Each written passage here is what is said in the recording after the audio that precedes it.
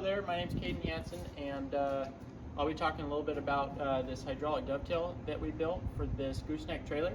So we're going to start here at the back of the trailer, and then we'll do a quick walk around, and I'll show you guys kind of a dry run of the function. So real quickly, this is the hydraulic reservoir with a little battery compartment, and this reservoir will actually sit up here under the gooseneck. Reservoir on that side, and then there will be a gas engine on the right side that'll run a hydraulic pump.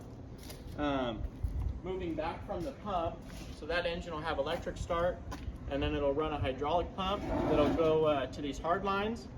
Fluid will come back here, and then this two-spool bi-directional control valve will be what controls our ramp, basically our lift and lower functions.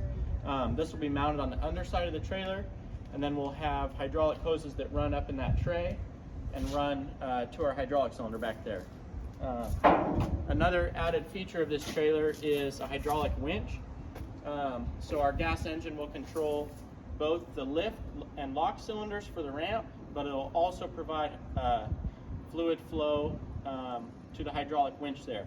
So that winch will be sitting up here between the main I-beam members of the gooseneck hitch here, and then you could use it to load any sort of ag equipment that you'd like.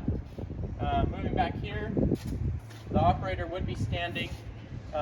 Due to this project not being complete, we've got it hooked up here to a tractor, but in the real world you'd have it hooked up to your truck. The gas engine would be running your hydraulic pump, and then this is where the operator be mounted under, but this is where the operator would be controlling basically the lift function of the ramp. So one of these handles will control the two hydraulic cylinders that are wired, or they're plumbed in parallel, and then the other handle here would control the locking mechanism, and I'll show you a little bit about how that works.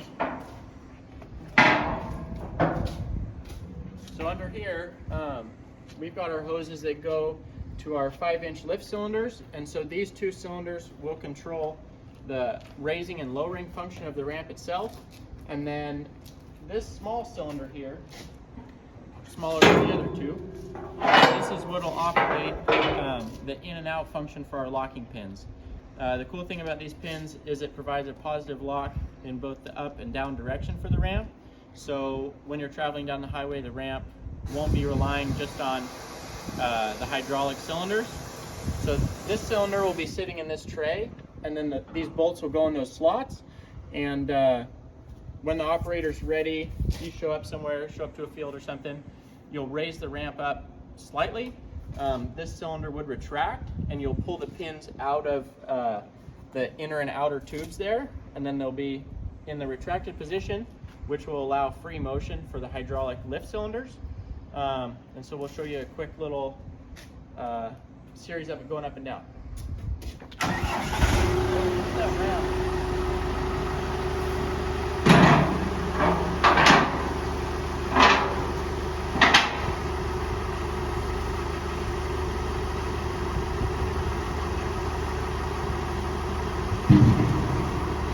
So in the down position here, you can see we've got plenty of room between the inner and outer tubes for our lock.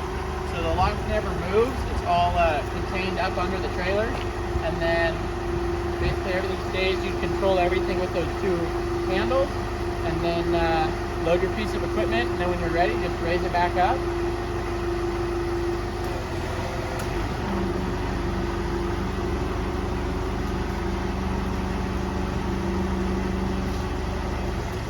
And after you raise the ramp back up, that's when you'd use that other handle provided on that directional control valve, and that's how you'd actuate the two pins for the locking mechanism, and then you're ready to go down the road.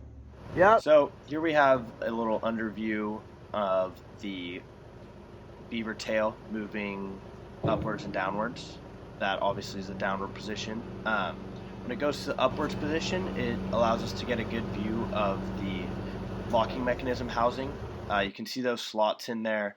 And essentially when it goes up, as Caden mentioned, that double-acting hydraulic cylinder will actuate to provide the locking mechanism for the trailer.